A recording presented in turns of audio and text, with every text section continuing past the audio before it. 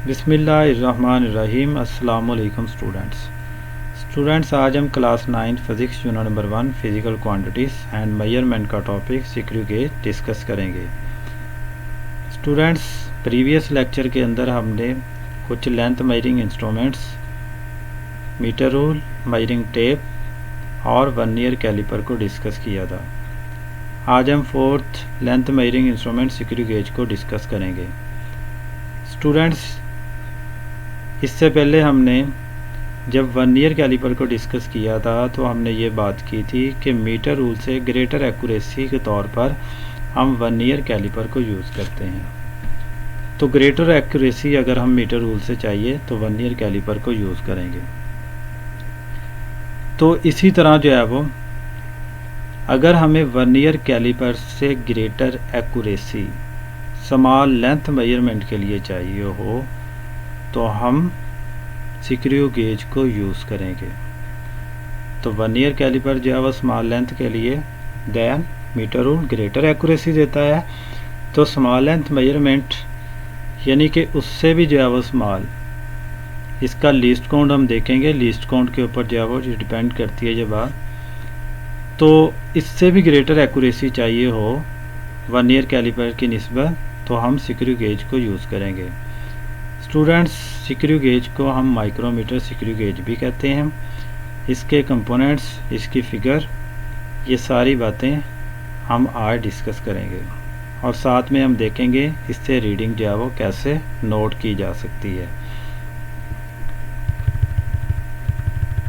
Students, सिक्रू gauge के बारे में जो लिखा है यहाँ पर, a screw gauge is an instrument that is used to measure small length with accuracy greater than vernier caliper. कि वर्नियर कैलिपर से greater accuracy small length measurement के लिए जो इंस्ट्रूमेंट यूज़ करते हैं उसको हम सिक्रू गेज का नाम देते हैं। इसके बाद इसके पार्ट्स हैं। मेन स्केल है, सर्कुलर स्केल है, यू शेप मेटल फ्रेम है, स्टड है, स्पिंडल है, थिम्बल है, रैचेट है, लॉक है। तो ये जो 8 के 8 पार्ट्स हैं, यहाँ पर 8 जो आपको पार्ट्स नज़र आ रहे हैं सिक्रू गेज के, ये हम फिगर में देखते हैं कहाँ पे लगे हैं और इनका फंक्शन क्या है। स्टूडेंट्स, ये एक माइक्रोमीटर सिक्रू गेज है। इसकी ये जो आपको कर्व नज़र आ रही है, ये जो शेप यू नज़र आ रही है, इसको हम कहते हैं यू शेप मेटल फ्रेम। तो इसकी लेफ़्ट साइड पर जो है वो स्टड लगा होता है, ये फिक्स होता है और इसके सामने एक स्पिंडल है, स्पिंडल मूव करता है और ये मूव किसकी वजह से करता है, ये इस थिम्बल की वजह से भी हो सकता है और इस रेचेट की वजह से भी हो सकता है। तो इसका मतलब यह है कि सिंबल जो है वो सिंपल यहाँ पर जो है वो स्पिंडल को मूव करवाने के लिए सिक्रू गेज के जो पार्ट्स हैं वो है थिम्बल या रेचेट। स्टूडेंट्स, स्पिंडल और स्टड के दरमियान जो गैप है इसको कम या ज़्यादा स्पिंडल की मूवमेंट की वजह से हो सकता है। इसके बाद स्टूडेंट इसका लॉक आ जाता है। लॉक का काम ये होता है कि स्टड और स्पिंडल के दरमियान हम जो भी ऑब्जेक्ट रखते हैं उस ऑब्जेक्ट को ग्रिप देने के लिए हम लॉक यूज़ करेंगे। इसके बाद यहाँ पर 0 से 5 तक आपको कैलिब्रेशन नज़र आ रही है। 0 से 5 तक जो कैलिब्रेशन है इस स्केल को हम कहते हैं मेन स्केल। तो इसी तरह जो है ये जो हॉरिजॉन्टल लाइन है इसको हम इंडेक्स लाइन या डॉटम लाइन कहते हैं। इसके बाद जो है वो स्टूडेंट्स, यहाँ पर आप एक नंबरिंग देख रहे हैं, कैलिब्रेशन देख रहे हैं। तो इस कैलिब्रेशन वाले पार्ट को हम सर्कुलर स्केल का नाम देते हैं। स्टूडेंट, ये जो स्टड होता है इसको हम एनविल भी कहते हैं। इसके बाद स्टूडेंट्स, मेजरमेंट में जो सबसे पहला पार्ट आता है सिक्रू गेज में वो है इसकी पिच। तो हम देखते हैं कि पिच कैसे फाइंड करते हैं। स्टूडेंट्स, यहाँ पे अगर आप देखें तो ये स्टड और स्पिंडल के दरमियान गैप है और इस गैप की वजह से यहाँ पर आपको कुछ लाइंस भी नज़र आ रही हैं। तो आपने क्या करना है, स्पिंडल को स्टड तक जो है वो मूव करवाना है और इनके दरमियान ताकि गैप कोई ना हो।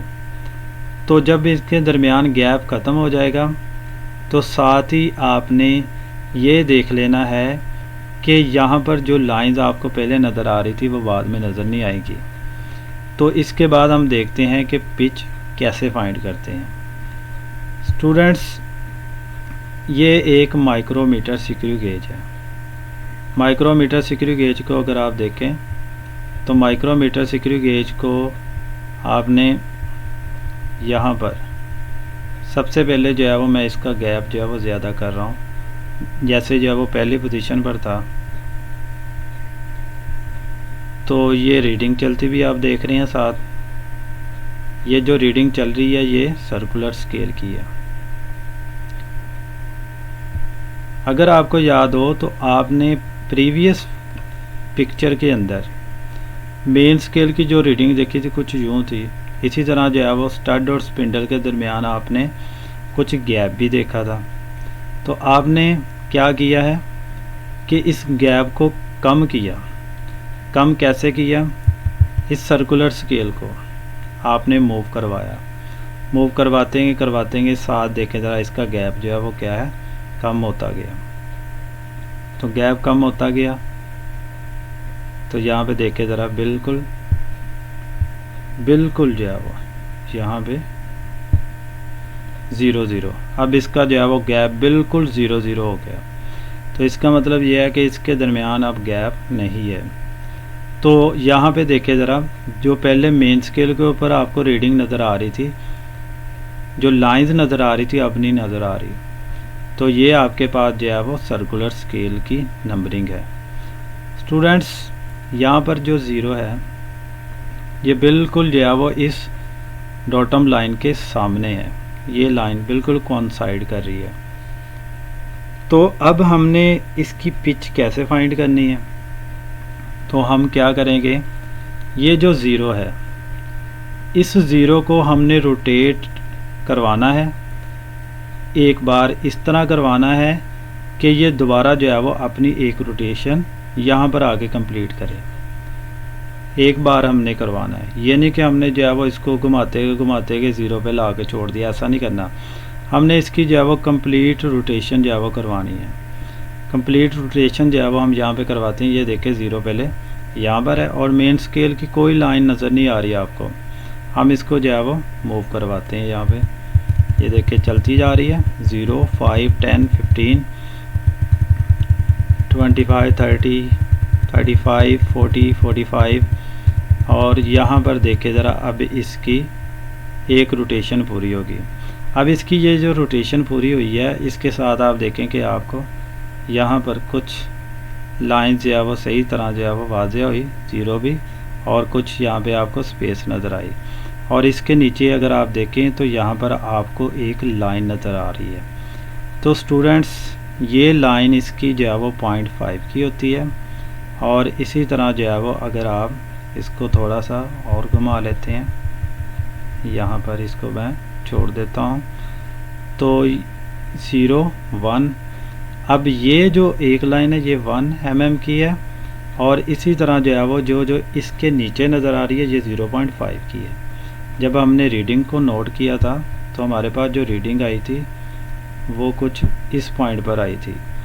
तो इसका मतलब जो हमें जो है वो रोटेशन से जो लाइन नज़र आई है वो 0.5 की थी। तो इसका मतलब ये हुआ कि इसकी जो पिच होगी वो 0.5 होगी। इसकी जो पिच है वो क्या है, 0.5।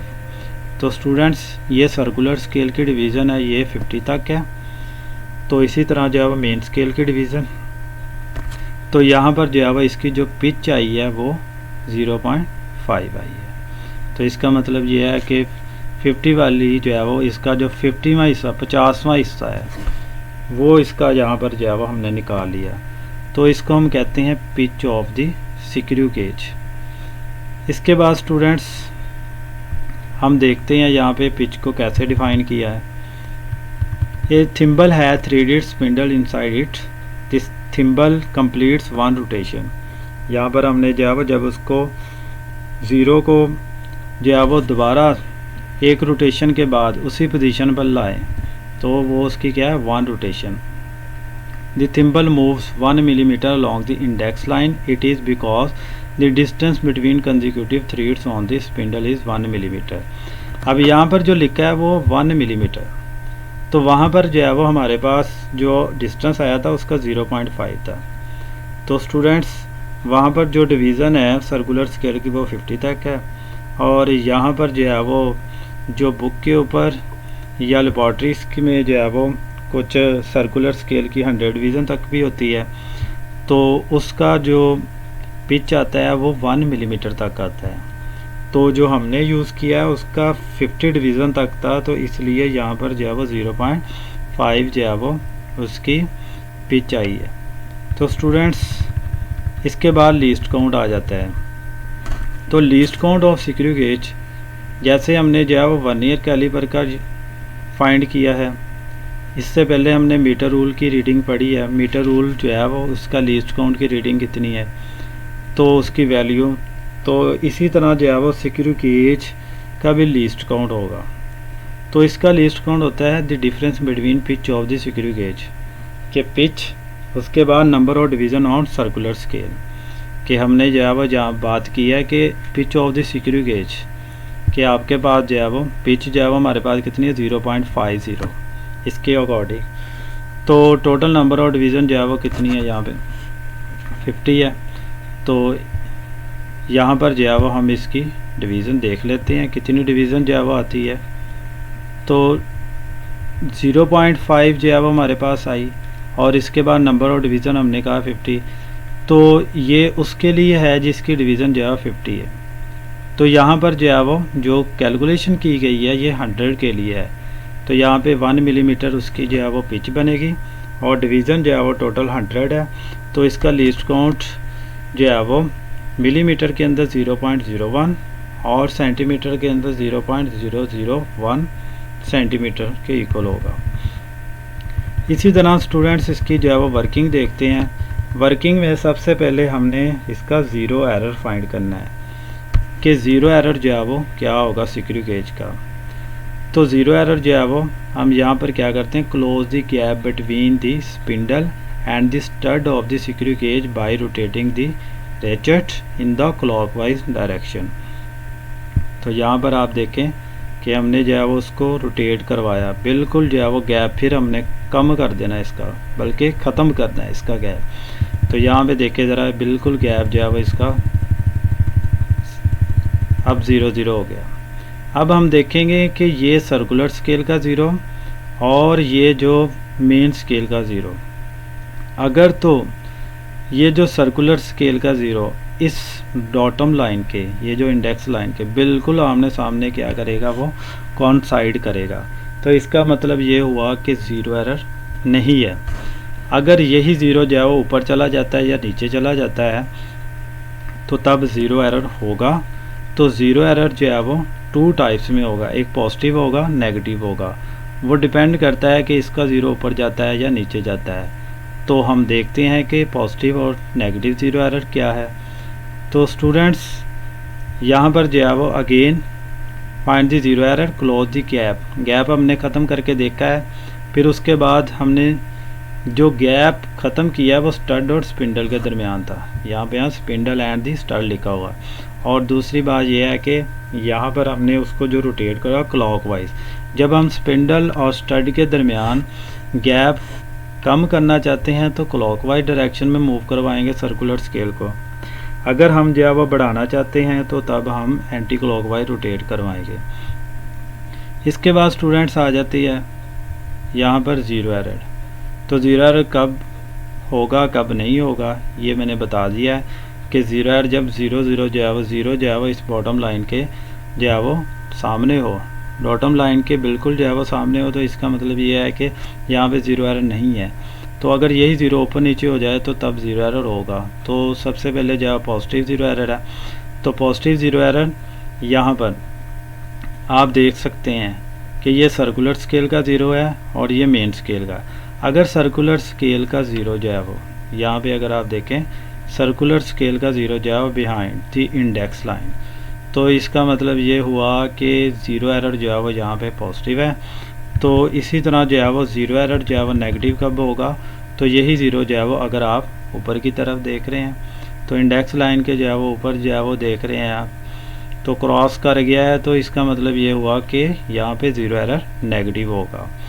तो पॉजिटिव और नेगेटिव ज़ीरो एरर। तो यहाँ पे देखते हैं zero error will be positive if zero of circular scale is behind the index line. तो इसी तरह जो है वो नेगेटिव लाइन की बात, नेगेटिव ज़ीरो एरर की बात करें तो zero error will be negative if zero of circular scale is cross the index line. यहाँ पे देखें इंडेक्स लाइन को जो है वो क्या कर गया, क्रॉस। तो पहले जो है वो क्या था, वो नीचे था। तो इस तरह जो है वो ये पॉजिटिव और नेगेटिव ज़ीरो एरर हम फाइंड कर सकते हैं। स्टूडेंट्स इसके बाद जो है वो एग्जांपल आ जाती है 1.2। तो 1.2 एग्जांपल के अंदर अगर आप देखें तो find the diameter of the wire using A screw gauge, के स्क्रू गेज को यूज़ करते हुए हम डायमीटर फाइंड करेंगे। जैसे वायर्स आप देखते हैं कॉपर वायर्स है, ये जो इलेक्ट्रीशियन है ये कभी कभार जो है वो इलेक्ट्रॉनिक दुकान पे जाते हैं, तो वहाँ पे जो है वो वायर बताते हैं कि जो है मुझे इतनी गेज की चाहिए, 20 की चाहिए, 22 की चाहिए। तो ये जो गेज है वो इससे उन्होंने जो है वो निकाल के रखी होती है और बाद का जो है वो खुद मेजर करके जो है बता रहे होते हैं। तो find the diameter of wire, ये कॉपर की वायर लेंगे और उसका डायमीटर फाइंड करेंगे कि उसका डायमीटर जो है वो कैसे फाइंड किया जा सकता है। स्टूडेंट्स सबसे पहले हमने जो है वो क्या करना, close the gap between the spindle and stud, कि हमने उसका जो है वो ज़ीरो एरर फाइंड करना है कि ज़ीरो एरर क्या है। उसके बाद स्टेप जो सेकंड होगा, फिर हम सर्कुलर स्केल की रीडिंग देखेंगे, मेन स्केल की रीडिंग देखेंगे। तो रीडिंग के बाद जो है वो उसकी करेक्शन करेंगे। तो हम यहाँ पे सपोज कर लेते हैं कि जो इंस्ट्रूमेंट हम यूज़ कर रहे हैं कि उसका ज़ीरो एरर, स्टड और स्पिंडल के दरमियान जो गैप है वो हमने बिल्कुल जो है वो यहाँ पे ख़त्म कर दिया है। तो तब जो है वो उनके दरमियान जो ज़ीरो है, यहाँ पे देखिए ज़रा, ये ज़ीरो, इसका जो है 20 है, 15 है, 10 है। तो अब देखें कि ये नीचे की तरफ आ रहा है, इसका मतलब ज़ीरो जो है वो नीचे होगा। 10 के बाद 5 है, 5 के बाद जो है वो फिर ज़ीरो आएगा। तो ऊपर तो जो है वो ये इंक्रीज़ हो रहा है 25, 30, 35, तो ज़ीरो इसका मतलब ये इनके नीचे है। तो अब यहाँ पे हम देखेंगे कि ये ज़ीरो कितना नीचे है, ये 25 वाली लाइन है और यहाँ पे देखें ये इसकी डॉटम लाइन है जिसको हम इंडेक्स लाइन कहते हैं। तो इंडेक्स लाइन और यहाँ पर जो है वो ये जो लाइन सर्कुलर स्केल के कोइंसाइड कर रही है, ये लाइन जो है वो इसको अगर हम जो है वो देखें तो ये 24वीं ये लाइन बनती है। तो इसको हम मल्टीप्लाई करेंगे इसके लीस्ट काउंट के साथ, तो तब इसका जो है वो ज़ीरो एरर आ जाएगा। और सेकंड ये देखना है कि इसका ज़ीरो एरर जो है वो पॉजिटिव होगा, क्योंकि ज़ीरो इसका जो है वो कहाँ पर है, behind the zero of the main scale. इसके बाद स्टूडेंट्स हमने जो है वो नोट करनी है इसकी रीडिंग, वो भी हम जो है वो देखते हैं। सबसे पहले हमने क्या किया, मेन स्केल की रीडिंग दी। मेन स्केल की रीडिंग अगर आप देखें तो मेन स्केल की रीडिंग यहाँ पर ज़ीरो है, यहाँ पर मेन स्केल की रीडिंग ये बिल्कुल जो है वो जो लाइन जो है वो आपको नज़र आ रही है वो ज़ीरो वाली है, इसका मतलब मेन स्केल की रीडिंग क्या है, ज़ीरो। इसके बाद नेक्स्ट जो है वो हमने जो काम किया वो क्या है, circular scale reading. Circular scale की जो रीडिंग है वो कौन सी, 24 वाली कोइंसाइड कर रही थी इंडेक्स लाइन के साथ, वो 24 मल्टीप्लाइड बाई 0.01 मिलीमीटर, तो ये 0.24 मिलीमीटर। तो इतनी जो है वो रीडिंग आ जाएगी सर्कुलर स्केल की। तो ज़ीरो एरर कितना होगा कि 0 मिलीमीटर, ये मेन स्केल की रीडिंग और सर्कुलर स्केल की दोनों की हमने जो है वो ऐड की, ऐड करने के बाद 0.24 मिलीमीटर आ गया। तो इसके बाद स्टूडेंट्स ये जो है वो पॉजिटिव ज़ीरो एरर था, हम इसकी ज़ीरो करेक्शन करेंगे ऑपोजिट साइन के साथ, तो ये बन जाएगा नेगेटिव 0.24 मिलीमीटर। तो अब हम जो है वो इसका डायमीटर फाइंड करते हैं वायर का। हमने जो है वो इसका लीस्ट काउंट भी चेक कर लिया, लीस्ट काउंट के बाद जो है वो ज़ीरो एरर चेक कर लिया, ज़ीरो एरर के बाद हमने इसकी ज़ीरो करेक्शन भी कर दी। अब हम डायमीटर इसका मेजर करते हैं। डायमीटर जब हमने मेजर करना है तो हम क्या करेंगे, स्टड और स्पिंडल के दरमियान हम यहाँ पर जो है वो वायर को रख देंगे। कौन सी वायर, कॉपर वायर है। तो अब हम इसकी जो है वो रीडिंग नोट करते हैं। स्टूडेंट सबसे पहले हम मेन स्केल की रीडिंग देखते हैं। तो मेन स्केल की रीडिंग में जो है वो नीचे मैंने बताया था कि ये 0.5, इसके बाद जो है वो 1। तो इसका मतलब ये हुआ कि यहाँ पर जो आपको लाइन नज़र आ रही है वो 1 की है, तो मेन स्केल की रीडिंग जो है वो 1 मिलीमीटर है। इसी तरह जो है वो सर्कुलर स्केल की जो कोइंसाइड करने वाली जो लाइन है वो कौन सी, 85 वाली। तो यहाँ पर हम लिखेंगे जो डिवीज़न आ रही है वो कौन सी, 85 की, फिर इसको लीस्ट काउंट के साथ मल्टीप्लाई करेंगे तो 0.85 मिलीमीटर आ जाएगी। तो इसके बाद स्टूडेंट्स हमने जो है वो वैल्यू इसकी ऐड करनी है। ऐड करने के बाद जो है वो फिर देखते हैं इसका डायमीटर क्या बनता है। मेन स्केल की रीडिंग 1 मिलीमीटर है। तो यहाँ पे लिखा when the given wire pressed, कि जब हमने जो है वायर को जो है वो इसके अंदर रखा, पहले हमने लीस्ट काउंट विदाउट वायर जो है वो फाइंड किया है, तो इसके बाद जो है वो तब आपके पास मेन स्केल की रीडिंग 1 मिलीमीटर। तो वायर के बगैर जब हमने जो है फाइंड की थी वो 0 मिलीमीटर आई थी। तो number of division on circular scale ये 85 वाली है। फिर आपने इसका जो है वो लीस्ट काउंट के साथ मल्टीप्लाई करके इसकी वैल्यू देखी 0.85 मिलीमीटर। तो ऑब्जर्व डायमीटर जो बना है ये मेन स्केल की रीडिंग और सर्कुलर स्केल की, तो दोनों की रीडिंग को आपने जो है वो ऐड किया। ऐड करने के बाद 1.85 मिलीमीटर बना। तो इसके बाद करेक्टर डायामीटर जो है वो ये हम नेगेटिव साइन लगा के जो है वो, जैसे हमने ज़ीरो करेक्शन में 0.24 मिलीमीटर पॉजिटिव आया था, नेगेटिव लगा के ज़ीरो करेक्शन, तो वो हम यहाँ पे माइनस करेंगे तो diameter of the given wire जो आएगा 1.61 मिलीमीटर। तो स्टूडेंट्स जो है वो स्क्रू गेज के ज़रिए डायामीटर कैसे फाइंड करते हैं, ये सारा प्रोसेस, सारा मेथड जो है वो यहाँ पे हमने डिस्कस कर लिया है।